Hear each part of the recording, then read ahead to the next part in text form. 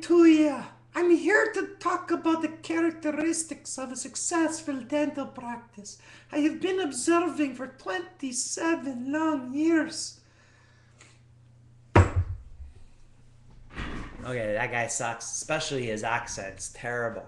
Good morning. I'm here to tell you about a couple things I've learned over the last few years. But first of all, you can't see that in my mug, can you? Mornings are not pretty. It's about 8 o'clock in the morning, and this is actually my take 10. Yeah, take 10. I've had to run at this a few times. And every time I do a video, I actually go back and I look at it again. So it's been a long morning. Anyways, this morning I want to talk about the characteristics of a successful practice. And this is probably going to be my last in this series. Maybe not. I might just throw another one at you. But I think that I'm kind of summing this all up. I think the most important thing, I call this one opening the doors, because today can be your first day of the rest of your life. They always say that. But if you're struggling with your practice and you're wondering what you need to do differently, I'm going to say the one thing you might find my emphasis on the most is teamwork. You're not in this alone, doctor. And I hope that you understand that the successful practices I've seen, it's not just that I'm a dentist with one successful practice. I'm telling you what's worked for me. I'm trying to take the best of what's worked for most of my successful practices. I've been involved for 27 years, and I've worked with I've literally worked my entire province, and I've worked with hundreds of dentists in this province. And I've seen, and I still see a lot of practices that seem to struggle. And the number one thing I find, the common theme among all my characteristics is teamwork, hiring the right people that think the same as you do. When I talk about a successful practice, as I mentioned in my previous emails, I talk about that everybody's basically happy. It's not about having a, I'm not going to try to teach you how to have a practice that is doing $3.5 million a year with no overhead. I want to get you there, but I find that the practices that are happy seem to have a happy team first and foremost. They have a happy life all the way around. The rest of the success, that's the number one key to success, is enjoying what you're doing every day. That's a big part of your life. So if you're not enjoying it, what good does the money do? Uh, I know that might sound, there's a guy here, Dragon's Den, and it's all about the money to him, but I honestly don't think it really is. It comes to being happy and having a team that you're working with at work that makes you feel good. So I was in an office the other day, and they were talking about how they deal with issues among team members. One thing I noticed that is a characteristic of happy practice is they have regular team meetings. They get issues out on the table and they resolve them quickly. In my bigger practices, when somebody's not harmonious with the team, they don't last very long. They don't.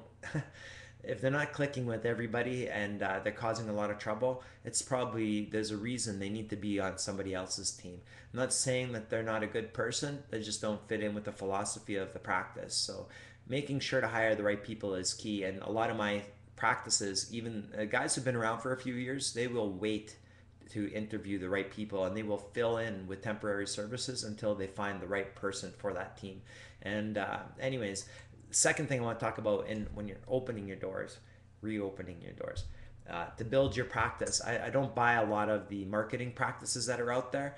I do believe you have to get the patients in the door. So if you're offering whitening for life, which I think is a terrific program, or having a kids day where you're doing free exams on young children to bring in families, couple easy ideas to get people in the door that don't know you at all.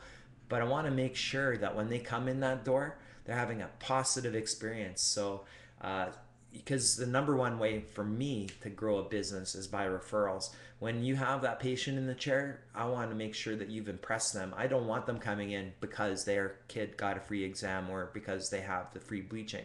That might draw them in. It might be the big ad in the newspaper that gets them there. But when they get there, they get taken care of just like any long-term patient. Think of them that way. Think of them that you want them there for the rest of their lives. And not only that, but when they go out, that they're going to be telling all their friends, you really need to see this guy. Not because he gives you free bleach and because he gives your kids a free exam.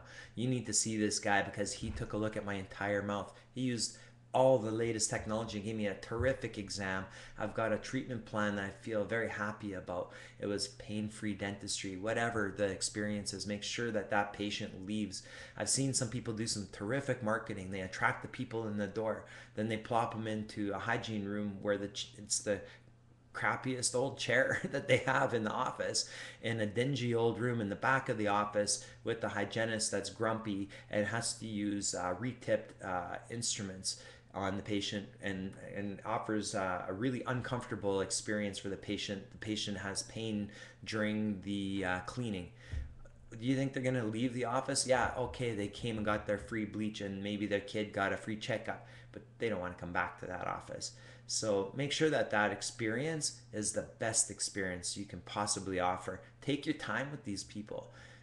Think of it that way. Make sure that one thing that I find is difficult for me to accept is when I go and I sit and I'm waiting and waiting and waiting.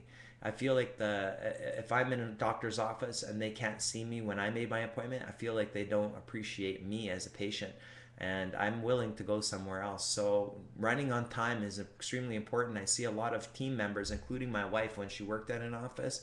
Those team members get very stressed when you're sitting in the next operatory talking about the weather to this patient, when this new patient sitting in the room waiting to talk to you. It's like you might not know them, but you might not get to know them, if you know what I mean. So make sure your practice is reflective of your values too.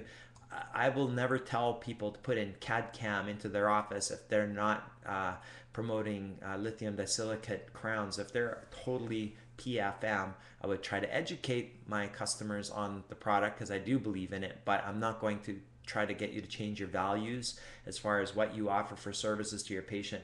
And I say that's the same way you should be with your patients. Make sure your patient understands your treatment planning and is on board with your treatment planning. Make sure you're giving your patient the experience that they expect. Because those patients that leave with the experience that they expect will brag about the experience in your office. When they walk in, I'm just trying to project myself as a patient, I like to have a very comfortable chair. I hate when my neck hurts when I leave the chair after I've been there for an hour. I really don't like when my dentist whizzes in and out in 2 minutes and that doesn't take at least a moment to do a thorough. I don't know if I've always had a thorough exam. I don't like that experience. I love my dentist showing me what he just looked at. He goes through the x-rays with me, and if he's going to offer me a treatment plan, I love seeing the pictures. So I think that you would enjoy that experience too. You're the dentist, you already get to see the pictures, you know what's going to happen in that mouth, but educating your patients is key, and it happens in that hygiene room, especially on their first visit.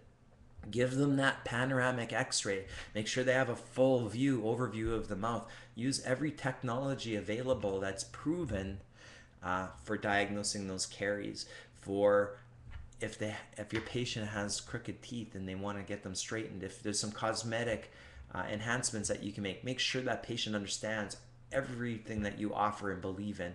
If they accept your treatment, they're most likely going to go home and tell their wife and their spouses and their family to come and see you because they believe what you've done.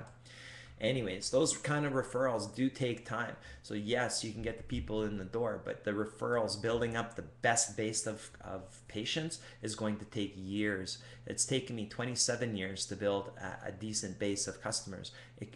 But I did a lot of things the wrong way. I think it'll take 3 to 4 years to build up a very good solid base for your practice. So invest the time and do it right. And anyways, this is it for my video blogs on characteristics, but keep watching because I'm gonna pretty much everything that I blog about now is about you and the successes I've seen in your practice. So anyways, I hope you have a great day and we'll talk to you soon.